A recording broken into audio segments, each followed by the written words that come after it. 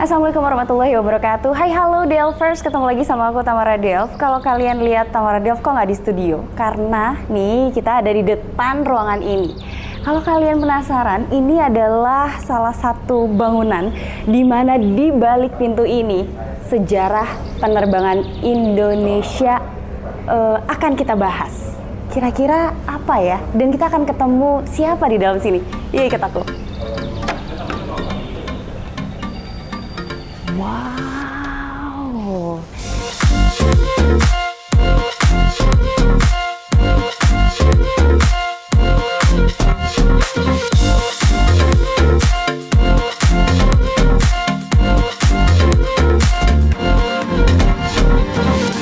Kalian pasti penasaran kan, apa sih sebenarnya yang tadi Tamara Delv udah bahas? Kok ada sejarah dunia penerbangan di sini ya? Kita lihat aja nih, banyak banget koleksi pesawatnya nih. Pasti kalian udah ada yang tahu dong, siapa sih sebenarnya yang akan kita temui di ruangan ini? Halo, selamat siang. Selamat siang, Tamara. Apa kabar? Alhamdulillah baik. Bapak apa kabar? Alhamdulillah baik juga, terima kasih. Wow, Delvers, hari ini kita ketemu sama salah satu sosok yang menginspirasi banyak orang. Iya nggak sih? Setuju nggak sih? Nah, kita kebetulan ada di perpustakaan Habibie Ainun, milik almarhum Bapak Habibie. Nah, ini penerusnya dan kita punya kesempatan untuk ngobrol-ngobrol. Kalian bisa lihat koleksi pesawatnya banyak banget. Dan pasti dari kalian ini penasaran kan?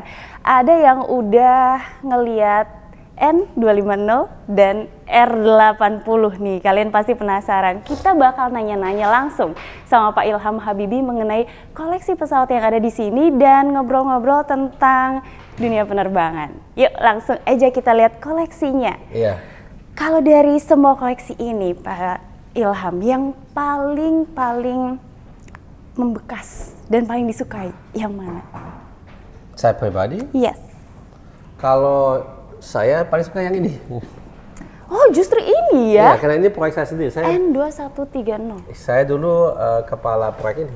Kepala proyek, kemudian ini menjadi divisi daripada PT IPTN, kemudian ya saya pimpin ini sampai dengan kita harus berhentikan programnya. Tapi ini karena saya sendiri yang jadi pimpinan, ya saya paling suka ini. Wow, ternyata ini loh.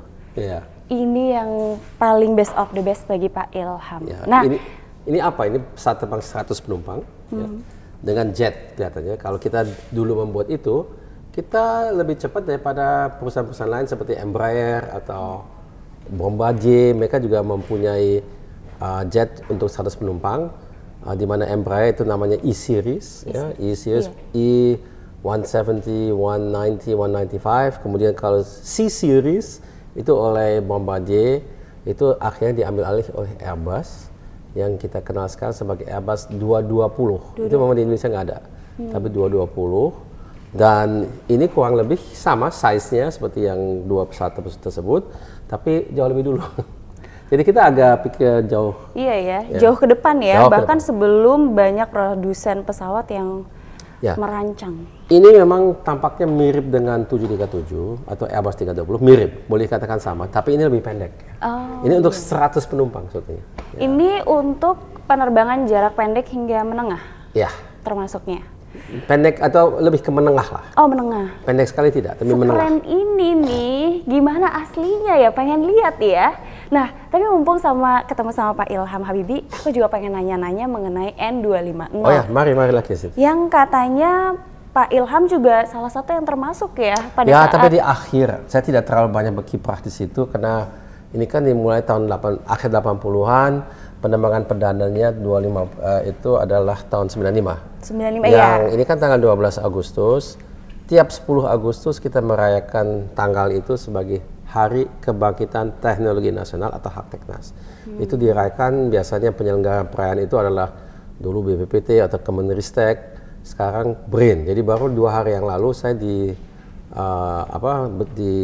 acara itu dengan Kepala BRIN Pak Dr. Laksana Trinoloko, di mana kita merayakan Hari Kebangkitan Teknologi Nasional. Dan ini memang demi ini ya, karena tanggal 10 Agustus kita lihat penerbangan perdana N250 di Bandung.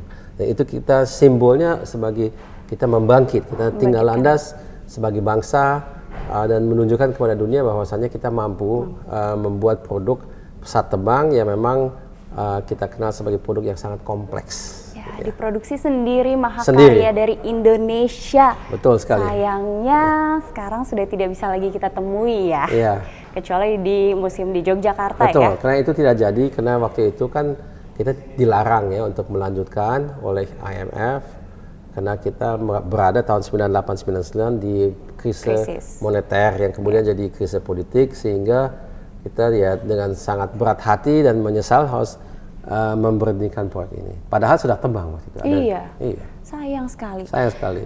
Karena Pak Habibie dan Pak Ilham Habibie ini kan terlibat dalam pembuatan N250.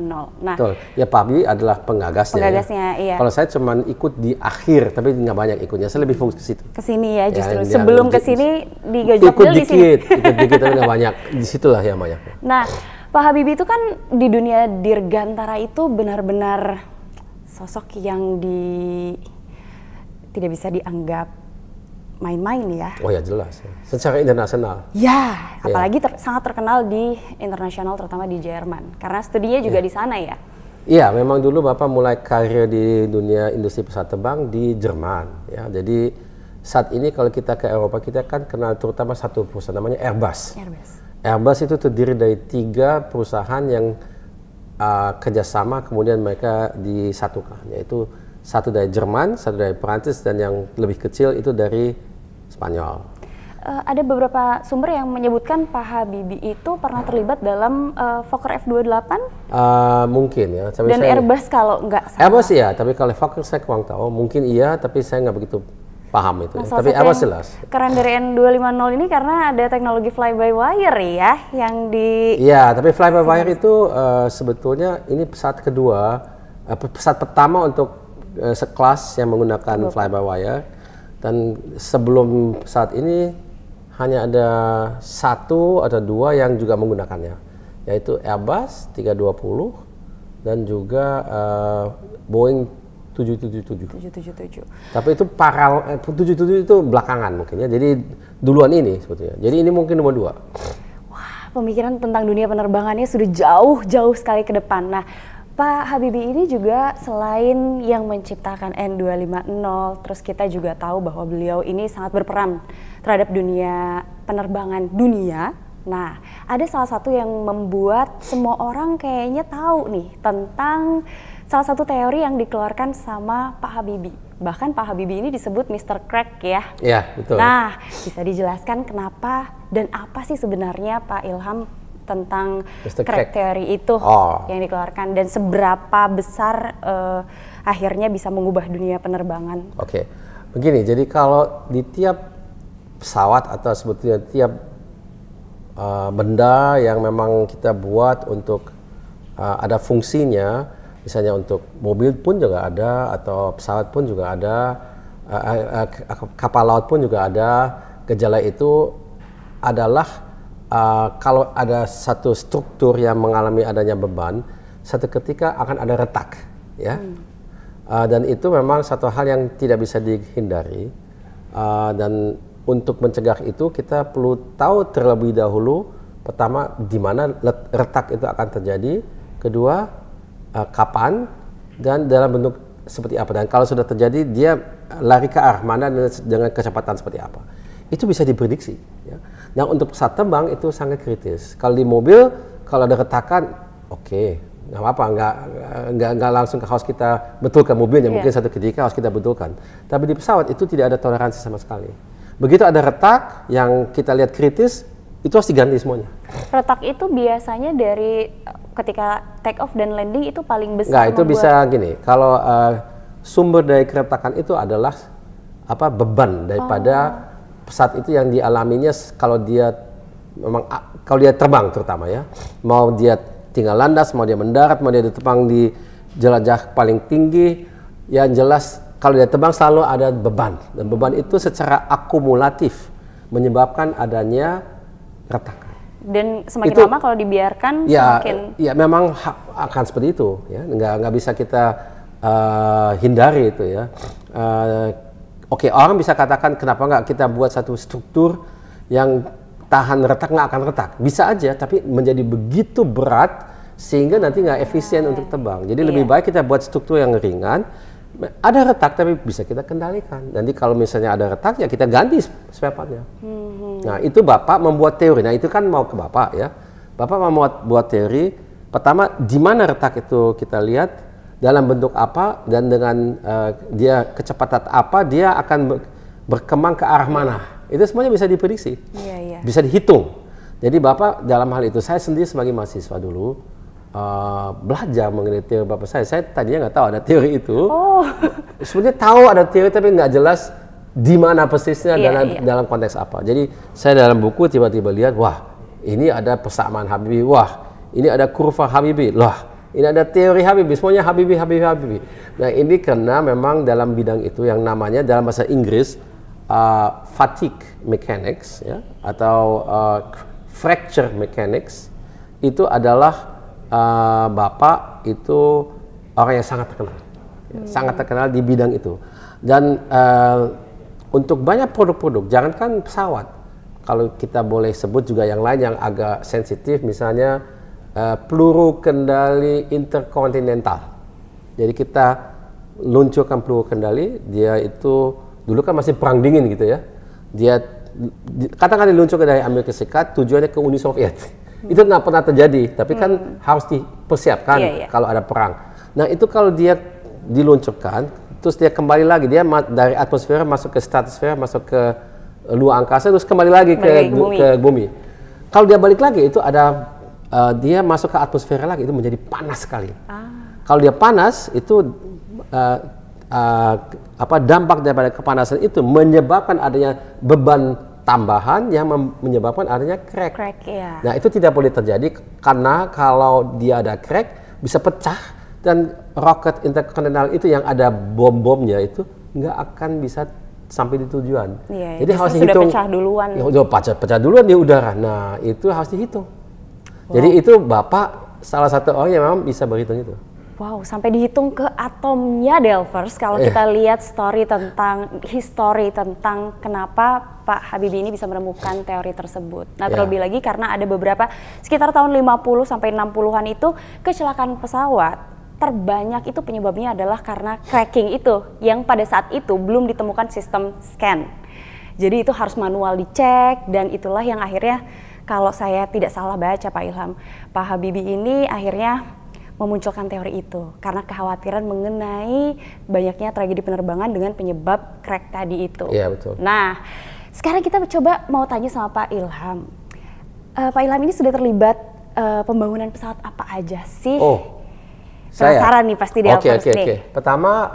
Yang pertama sebetulnya bukan pesawat ini, N230. Justru pertama bukan ini? Bukan, saya dilibatkan waktu saya kerja di Boeing di Amerika Serikat, saya kerja di proyek 737 NG.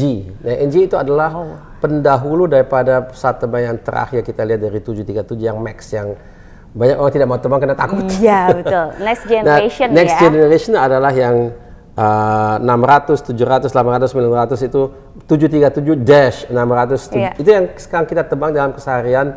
Kalau kita naik Lion atau Batik atau Garuda, semuanya pesawat itu. Dan itu namanya Boeing 737 NG. Nah saya ikut di situ, tapi hanya nggak lama, dan saya hanya ambil bagian kecil aja. Tapi saya salah satu dari ribuan engineer yang kerja di situ.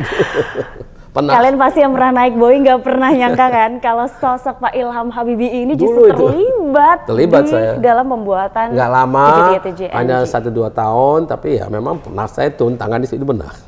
Nah kemudian begitu saya pulang ke Indonesia dari Amerika, saya langsung menjadi pimpo daripada N2130 itu. Kan jelas ya, saya pernah kerja di 737, itu juga jet ya. Kecil, tapi tidak sekecil ini, lebih kecil lagi. Tapi ada kemiripan lah ya. Jadi saya udah ada sedikit pengalaman ya, pernah magang di Boeing. Magangnya langsung ke Boeing loh, Delvers loh, jangan sembarangan ya. Ya, jadi itulah. Jadi yang kedua ini, dan yang ketiga langsung itu, yang R80. Ya, tentu itu saya juga ikut gitu ya. Ini kan penerusan daripada N250. Kalau saya boleh cerita, ini ada satu hal yang perlu kita perhatikan. Ini namanya kan N itu dari IPTN, N-nya dari Nusantara. Kalau itu Air, perusahaannya kan bukan lagi IPTN, itu kan swasta. Ya. Jadi perusahaan yang didirikan oleh Bapak dan saya, dan itu namanya Regio Aviasi Industri. Dari situ Air, gitu ya. Dan sekarang angkanya, ini 250, 2 engine, 50 penumpang. Kalau ini 80, udah jelas 2 engine. Kalau kita buat pesawat saat ini, di tahun 2020 ke atas, atau bahkan 2010 ke atas pun, pasti semuanya 2 engine, nggak ada yang 3 atau 4. Jadi kalau usah disebut lagi, udah jelas. Jadi 80-nya apa? Penumpang. Jadi kita lihat ini 50 penumpang, ini jadi ini lebih besar. Lebih besar ya. Dan sebenarnya kalau dilihat memang 2 pesawat ini paling cocok untuk terbang di Indonesia. Betul sekali. Kita lihat saja, Mbak Tamara tahu kan yang namanya ATR ya. Iya. ATR itu pesawat terbang seperti Endo 50, penumpangnya 70, dan dia dibuat di Eropa. Dari perusahaan ATR yang merupakan gabungan di antara Airbus dan perusahaan dari Italia. Pasar utama dia di dunia adalah Indonesia. Bayangkan, sayang kita tidak punya, karena pasar utamanya di Indonesia. Iya. Kenapa? Kenapa nggak di Eropa misalnya ya? Padahal itu di Eropa. Kalau di Eropa itu kita harus lihat, pertama alternatif untuk pesawat banyak. Dia punya jalan tol, kereta api itu relatif lengkap. Jadi keharusan untuk terbang di Eropa itu tidak seperti di Indonesia. Iya, betul. Kalau Indonesia ini kita infrastruktur tidak selengkap itu, on top lagi pula kita negara pulau. Betul. Jadi bagaimana? Jadi memang harus pakai pesawat, dan banyak ini pesawat ini kan relatif kecil ya. Kalau kita terbang dengan pesawat kecil ya seperti ini, dia bisa mendarat di landasan yang pendek. Iya. Dia juga kena kecil. Bayangkan kita ini airline, kita harus isi 737 tiap hari berapa kali? Itu satu kali isi itu 150 orang. Yes, ini cuma 70. Jadi frekuensi bisa kita banyak, tapi isinya nggak usah banyak. Yes. Dan itu dan juga tergantung dengan kalau kita terbang Jakarta Surabaya atau Jakarta Denpasar atau Surabaya ke Makassar, itu rute-rute gemuk ya. Jadi kita memang perlu kapasitas. Tapi kalau rute-rute yang bukan saja jarak pendek, tapi juga kotanya tidak terlalu besar. Katakanlah Bandung Jogja. Itu tidak banyak orang. Atau Padang Palembang, atau Medan Palembang. Bandung Jogja itu nggak sedikit yang maskapai yang memilih untuk pakai ATR. Memang. Coba kalau ini. ini dia. Sayang. Kita udah bisa, bukan nggak bisa, kita bisa dan kita punya pasar. Jadi ya sayangnya kita tidak jadi tuan dalam muah kita sendiri, padahal kita mampu. Betul. Iya. Maka itu Bapak begitu melihat dan menyadari ini kayaknya sudah tidak bisa lagi dihidupkan lagi karena sudah terlalu lama dia statis, tidak ada perkembangan sama sekali. Bapak mulai lagi dengan ini. Ini banyak R80 ini kan mirip memang, kita lihat ini juga fly by wire, 2 engine tapi lebih besar. Dan memang ada beberapa hal yang disesuaikan kepada teknologi yang sudah berubah, misalnya terutama di bidang elektronika. Kalau kita lihat elektronik kan, atau misalnya sebagai contoh handphone, berapa tahun kali kita ganti karena teknologi sudah berubah. Ya. Ini udah ada jeda lebih dari 20 tahun. Teknologi elektronik ada di mana di pesawat, terutama di kokpit dan juga di sistem pengendalian pesawat atau flight control system. Itu sebetulnya yang dua itu yang dahsyat sekali, penuh dengan elektronika, dan kita memang bukan lagi bisa memperbaiki yang itu, mengupdate karena nggak bisa. Kita sudah kadaluarsa total, jadi kita harus mulai dari nol. Jadi waktu ada ide untuk membuat R80 ini, Pak Habibie juga ikut? Itu idenya Pak Habibie justru, saya mendukung. Kalau yang N2130? Nah ini sebenarnya juga idenya Pak Habibie, tapi saya pelaksananya. Jadi saya adalah ketua proyeknya. Kali ini boleh dikatakan Pak Habibie sendiri yang punya ide, karena sudah berusia. Ada kolega saya, partner saya, teman saya yang menjadi pimpronya. Bukan saya, karena saya pengalamannya lebih di jet, kalau teman saya lebih di prop. Nih buat kalian yang ngefans banget dan sering banget nanyain sama Tamara Delf mengenai N250, R80, kalian bisa lihat segimana kerennya ini. Kalau kita lihat Pak Habibie dan Pak Ilham Habibie ini justru kalau kita sekarang lihat pesawat-pesawat turboprop yang ada dan digunakan di berbagai macam maskapai di dunia ya, Pola pikir dari kedua orang ini justru sudah jauh melanglang buana nih, sekeren itu. Nah, ngomong-ngomong tentang dunia penerbangan, menurut Pak Ilham sendiri, industri penerbangan Indonesia itu harusnya seperti apa sih? Dan kita mestinya dilihat seperti apa sih saat ini? Kalau menurut saya sih, alangkah baiknya kita punya lebih daripada satu produk saja. Saat ini semuanya masih berfokus kepada yang pesawat ini. Ini CN235, yang memang kita juga desain sendiri tapi bersama dengan CASA dari Spanyol. CASA itu salah satu perusahaan yang dia bersatu dengan dua perusahaan menjadi Airbus. Jadi CASA nggak ada lagi sebagai perusahaan, tapi dia jadi dalam hal CN235 sesungguhnya Indonesia kerjasama dengan Airbus atau IPTN atau PTDI, PT dengan Indonesia. Nah, ini pesawatnya kelihatannya juga kayak pesawat komersial, dia ada jendela-jendela di sini, tapi sesungguhnya itu bedanya dia sebetulnya dimaksudkan untuk militer. Karena dia di sini ada pintu di belakang yang bisa diturunkan, itu namanya ramp door. Ramp door itu diperlukan untuk kita dengan mudah bisa mendorong kontainer di dalamnya atau masuk bahkan dengan jeep. Atau kalau kita turunkan para trooper dia bisa loncat dari situ keluar, maksudnya orang yang terjun payung gitu ya. Nah, itu bisa keluar dari belakang dengan mudah ya. Jadi ini sebetulnya dimaksudkan untuk ke militer. Nah, yang kita saat ini jual dalam jumlah yang tidak terlalu besar tapi masih jual ya ini saja. Kalau yang lain kita tidak jual ya, ini tidak jadi, ini juga tidak semuanya. Masih ada satu lagi yang ada di yang modelnya nggak ada di sini, itu ada namanya N219. 219. Nah, itu adalah dua engine 19 penumpang. Nah, itu memang pesawat yang untuk rute pendek saja, nggak bisa pendek menengah, dia hanya pendek saja, bahkan sangat pendek. Dan dia pesawatnya itu berbeda teknologi. Kalau ini kan kita lihat ini bentuknya kan bundar ya. Karena di dalam udara yang kita hirup itu tekanannya disesuaikan dengan kepulauan manusia. Jadi dia bisa terbang di atas 8.000 kaki, gitu ya, sampai dengan 28 mungkin masih bisa ya. Kalau ini juga bisa sama kurang lebih ya. Kalau yang jet itu biasanya di atas sampai dengan 35.000 kaki gitu ya, atau 40.000 bahkan. Kalau yang 219 karena dia memang tekanan di dalam badan pesawatnya tidak disesuaikan dengan kepulauan manusia, dia terbatas terbangnya hanya untuk kita ya, tanpa kita pakai alat oksigen, hanya bisa 8.000 kaki. 8.000 kaki. Ya, jadi beda ya. Ya, tapi kelihatan dari bentuknya karena dia punya bentuk badannya tidak bundar tapi segi empat. Jadi yang segi empat semuanya kita lihat yang segi empat gampang dibuat, tapi kemungkinan besar dia tidak ada penyesuaian udara tekanan udara kepada kepulauan manusia. Jadi sebenarnya kalau kita lihat CN235 ini salah satu untuk yang militer ini. Iya, banyak juga digunakan di luar Indonesia justru. Oh, banyak ya? Justru lebih banyak di luar Indonesia. Jadi kita udah ada di benua Amerika, di benua Afrika, benua Eropa, di Asia, di Timur Tengah.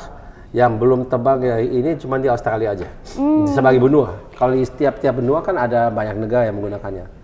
Ya. Jadi sebenarnya melihat kerjasama antara Indonesia dengan Spanyol, pembuatan CN ini, industri penerbangan Indonesia itu patut untuk disandingkan dengan negara-negara di luar sana dong. Saya kira kalau kita lihat pesawat terbang sejenis itu ada dari Italia, dari Amerika, dari Jerman, ya dari Cina tentunya.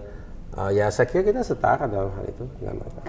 Di industri ini. Apakah nanti suatu saat akan ada lagi sosok-sosok selain Pak Ilham yang mungkin akan lebih aware dengan dunia penerbangan sampai akan menciptakan karya-karya? Saya kira sudah ada. Saya lihat generasi muda itu ada yang beberapa yang punya kemampuan dan punya juga keinginan dan juga punya ambisi untuk membuat industri lebih besar dan kuat dan mempunyai lebih banyak produk. Yang saya kira kelemahan yang saya sebutkan itu sangat serius. Kita cuma punya ini dan punya 2119 yang terakhir yang 2119 bentuk kita belum buat dalam jumlah banyak sama sekali. Bahkan saya tidak tahu bahwa apakah itu sudah dimulai dijual gitu ya. Jadi yang benar-benar kita jual cuma yang ini. Dan itu tidak cukup. Bayangkan kita lihat perusahaan Toyota, dia hanya punya misalnya Avanza aja, yang lain dia tidak punya. Nggak bisa, kita harus punya portfolio dari beberapa produk yang kita tawarkan. Kalau tidak ya susah. Susah ya untuk ngasih hanya tahu single produk nggak bisa.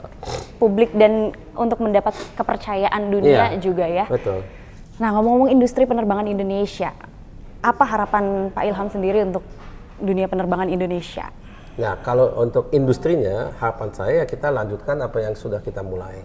Jadi ya harapan saya misalnya R80 benar-benar kita wujudkan. Mengudara di langit Indonesia. Mengudara karena memang pasarnya di sini. Iya, kita betul. perlu. Ini bukan karena saya mau keren-kerenan punya saat ini, bukan.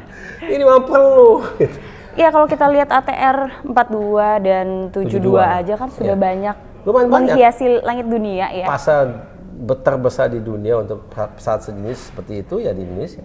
Iya, iya. Jadi kenapa tidak kita supply sendiri? Paling tidak sebagian ya. Oke. Artinya memang pesawatnya bagus ya. Saya harus akui bagus. Tapi tidak, ini juga tidak kalah bagus menurut saya. Dan kenapa tidak kita mendapatkan sebagian yang lumayan dari pasar kita sendiri? Tentu kita akan rebut juga di luar. Iya ya. Dapat trust dari negara-negara luar mengenai produk yang dibuat di Indonesia. Iya. Kalau di kelas seperti ini, saat ini di dunia hanya ada ATR. Yang lain udah nggak ada lagi. Oh gitu. Iya. Kan masih ada Dash 8. Iya, Dash 8. Dash 8 itu masih diproduksi, tapi perusahaannya kan sudah beralih ke bisnis jet dan ke bisnis jet aja kan kalau misalnya bisnis jet dan bisnis jet, dia hanya buat bisnis jet. Bombanya hanya bisnis jet saja. Kalau yang propeller yang di Havilland Twin Otter, dia udah alihkan ke perusahaan kecil namanya Viking. Kalau yang dia punya Dash 8 juga ke Viking. Kemudian masih ada satu lagi yang C-Series yang tadi saya masukkan 100 penumpang itu dibeli oleh Airbus. Jadi ya tinggal bisnis jet aja. Kalau saya boleh Bombardier, tanya. maksud saya Bombardier. Oke, kalau saya boleh tanya, satu kata untuk R80. Satu kata. Satu kata? Satu. Penerus. Penerus. Aduh, sayang banget gak sih kita sebagai generasi muda kalau misalkan tidak mengembangkan apa yang sudah pernah dibuat oleh Pak Habibie dan Pak Ilham Habibie ini harus stuck di sini aja, rasanya sayang banget ya. Justru kalian tuh Delvers dan orang-orang anak-anak muda di luar sana harus banget nih suatu saat nanti melihat R80 mengudara di langit Indonesia. Nah, tunggu sebentar. Kalau kalian pikir ini udah selesai, belum. Ada satu pembahasan lagi yang Tamara Delv mau tanyain sama Pak Ilham, tapi bukan tentang pesawat. Kira-kira apa ya? Jadi gini Pak. Ada hubungan dengan Bandung? Iya betul. Udah pikir begitu. Tahu aja ya. Ada kabar katanya Pak Ilham ini maju ke politik. Betul? Ya, saya kira tidak salah. Kenapa Pak? Kok bisa tiba-tiba mau maju ke politik? Oke, ini ada beberapa hal sekaligus yang saya perlu sampaikan. Pertama, memang kalau katakanlah kita putar roda waktu kembali 3 bulan ke belakang ya, atau 3 bulan ya, bulan Mei, mungkin saya belum punya rencana. Oh, berarti ini baru? Ini baru, ya. Jadi saya tercetus dengan adanya diskusi antara saya dengan teman dan saudara saya. Mereka bilang, Ham, kamu itu mungkin ada baiknya nyalon sebagai gubernur. Sebenarnya kenapa saya? Ya, dia bilang kita perlu ada angin segar. Gitu ya. Iya. Ya, saya pikir oke, kalau gitu kali ini mungkin saya berubah pikiran saya. Dulu saya agak nggak tahu ya, belum siap lah. Gitu iya, ya. Iya. Saya bilang ke mereka silakan kalian coba ke jaringan politik masing-masing. Nanti kita lihat dulu responsnya dari partai-partai itu seperti apa. Yang mengejutkan saya dari Nasdem itu mendapatkan respons yang sangat positif dalam waktu yang sangat singkat. Sehingga saya sudah kantongin satu surat dukungan untuk Jabar. Tapi kenapa Jabar? Ya, tadi kenapa Jabar? Itu ada 2 alasan. Pertama, saya ini orang Jabar loh. Saya lama tinggal di Jabar atau di Bandung tepatnya udah puluhan tahun ya. Iya. Begitu saya pulang dari Boeing ke Indonesia itu saya pulang ke Bandung. Kerja di IPTN. Ternyata kita satu saya ngajar daerah. Di ITB di mana lagi? Di Fakultas Teknik Dirgantara. Sekarang namanya Teknik Material dan Dirgantara, tapi di dalamnya ada teknik mesin, terus ada teknik material atau material engineering, terus ada teknik Dirgantara. Saya ngajar di sini 2 tahun lamanya secara paralel gitu ya. Kemudian saya punya saudara di situ, orang tua saya pernah tinggal di situ, berkenalan di situ, menikah di situ, saya punya rumah di situ, anak saya ada yang lahir di situ ya. Banyak, saya ada bisnis di situ, jadi saya ada gimana ya, banyak kenangan, erat kaitannya ya sebenarnya ya. Justru. Jadi kalau saya sekarang ke Bandung sering-sering, memang saya tinggal di situ. Jadi saya punya rumah di sini lengkap. Jadi ya gimana ya, saya memang orang Bandung. Itu Jadi alasan pertama ya. Jadi sekarang kita ke Jakarta tuh agak bolak-balik sebenarnya Pak Ilham tuh di Bandung ternyata. Tapi alhamdulillah kita bisa ke sini. Yang kedua? Yang kedua adalah kalau kita lihat Jabar, itu kita sadar Jabar bukan saja sangat besar, tapi dia punya industri yang sangat kuat dan merupakan kurang lebih 55% dari industri di Indonesia itu di Jabar. Wow. 55% ya. Nah, kenapa itu penting? Kita kan punya tujuan besar, yaitu menjadi Indonesia emas kan? Iya, betul. Tahun 2045. Maju, jadi maju. Dan Indonesia maju itu kita bayangkan seperti apa? Nah, itu pertanyaan yang perlu kita jawab ya. Kalau kita mau mengerti bagaimana kita harus membayangkannya, kita lihat saja negara-negara lain di Asia telah berkembang dari satu status yang dia miskin atau dia menengah menjadi maju. Ya. Apa yang membuat mereka maju? Nah, kalau kita lihat, misalnya Cina atau Tiongkok pada tahun 90-an, apakah kita mau beli handphone dari Cina? Atau mobil? Iya. Atau bahkan naik kereta api nih, dari mana dulu? Iya, betul. Dari Tiongkok kan? Iya. Ya, jadi apa yang membuat mereka berbeda? Teknologi, industri. Itu adalah satu hal yang kita tidak bisa pungkiri. Kalau negara mau maju, itu yang membuat dia maju. Ya. Nah, jadi apa yang harus kita lakukan? Harus memperkuat industri kita. Industri itu ada di mana dulu? Di Jabar. Di antaranya juga ada industri ini kan? Iya, betul. Ada industri di antara. Tapi bukan itu saja. Kalau kita lihat di Bandung misalnya masih ada Telkom, masih ada Inti, masih ada LAN, masih ada Pindad. Di luar situ masih ada Dahana yang buat bahan peledak. Nah, ini adalah BUMN semua ya. Yang non BUMN dan masih ada yang lain kayak KAI, PT Pos itu semuanya di Bandung. Yang non BUMN yang swasta banyak tekstil ada di Bandung. Kalau kita lihat dari koridor dari Bekasi ke Cikampek itu kan otomotif banyak atau kimia ada banyak sekali. Atau ada juga dari koridor katakan Cibubur sampai ke Sukabumi itu juga banyak. Jadi di mana-mana ada industri. Dan itu baru yang besar. Yang kecil-kecil ada 6.000 IKM yaitu industri kecil dan menengah itu biasanya berbasis di desa. Satu desa membuat misalnya gamis atau jeans atau dia buat alat yang dibuat dari besi kayak apa arit atau yang lain gitu. Itu banyak kayak gitu. Jadi itu yang akan ditingkatkan oleh. Nah, yang saya mau lakukan adalah kita kan kalau lihat negara kita akhir-akhir ini pertumbuhan industri di bawah pertumbuhan ekonomi. Yang kita sebut sebagai deindustrialisasi. Itu tidak boleh terjadi kalau negara maju nggak ada yang namanya deindustrialisasi. Justru industri itu harus tumbuh dengan laju yang lebih cepat daripada ekonomi secara keseluruhan. Nah, Indonesia tidak seperti itu. Industri tumbuh di 4%, kurang lebih atau lebih dikit kalau ekonomi di 5%. Jadi selalu di bawah. Itu dalam bahasa para ekonom disebut sebagai deindustrialisasi. Itu udah nggak boleh kayak gitu. Kita kalau ekonomi yang 5% mestinya industri minimal 8%, jadi harus di atas ekonomi, tapi tidak terjadi. Nah, saya dengan latar belakang saya, karena saya memang insinyur, saya lama kerja di industri, baik sebagai profesional maupun pengusaha, saya punya ambisi membantu industri di Indonesia, di Jabar, untuk menjadi kuat lagi, sehingga bisa mendorong atau kita mengangkat ekonomi lainnya yang menurut saya akan semua dapat mendapatkan manfaat dari itu. Jadi biarpun industri itu maju, dia kan hanya maju kenapa? Karena ada SDM-nya. Iya. Nah, SDM yang unggul itu bisa kita juga gunakan di lain sektor. Misalnya apa? Pertanian, perkebunan, perikanan, pariwisata, pertambangan, semuanya bisa. Yang kita biasanya sebut sebagai non-industri karena dia lebih ke dari SDA-nya atau dia lebih ke jasa. Ya. Tapi industri kan agak berbeda. Tapi bagaimanapun adanya transformasi SDM melalui reindustrialisasi itu akan menjadi manfaat buat sektor-sektor ekonomi di luar industri. Dan saya kasih contoh. Kalau kita lihat, tadi kan saya sebut Korea. Yeah. Korea di abad yang lampau sama-sama miskin dengan kita. Iya, tahun 50-an. Karena dia baru lalui satu perang saudara. Sekarang, 70 tahun kemudian, mereka 10 kali lipat kita. Kok bisa? Iya, betul. 10 loh. Dimana perlu dicatat, ini perlu kita ingat, dia nggak punya sumber daya alam sama sekali. Betul.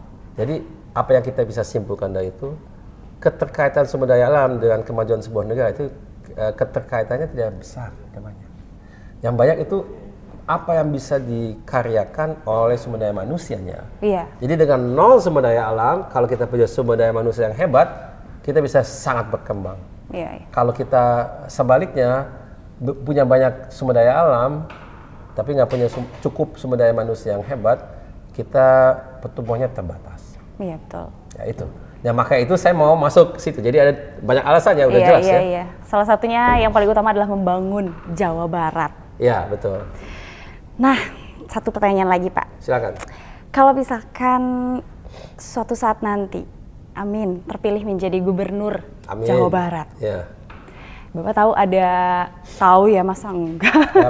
Ada Bandara Kertajati. Oh iya, saya banyak rencana dengan itu. Nah, boleh kasih bocoran 1 atau 2 rencananya kalau misalkan nanti Pak Ilham Habibie menjadi gubernur Jawa Barat? Pertama, bandara secara klasik kan digunakan untuk 3 hal, yaitu untuk penumpang secara reguler, itu 1. Kedua, penumpang secara charter. Ketiga, kargo.